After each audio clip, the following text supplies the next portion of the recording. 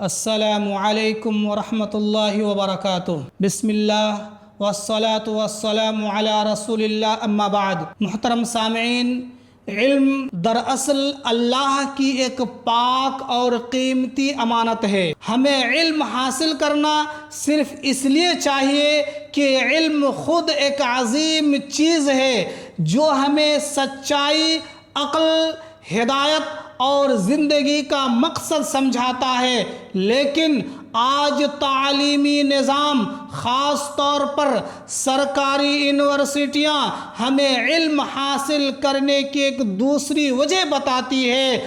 وہ ہمیں یہ سکھاتی ہے کہ علم حاصل کرو تاکہ اچھی سرکاری نوکری ملے اور تمہاری روزی روٹی چل سکے۔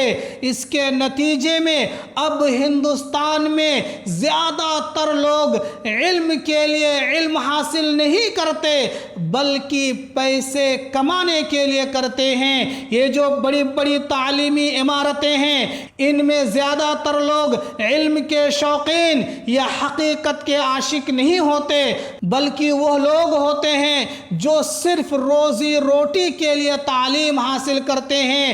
انہیں یقین دلایا گیا ہے کہ اگر تم تعلیم حاصل نہ کرو گے تو یہ کھانا پینا تمہیں کہاں سے حاصل ہوگا۔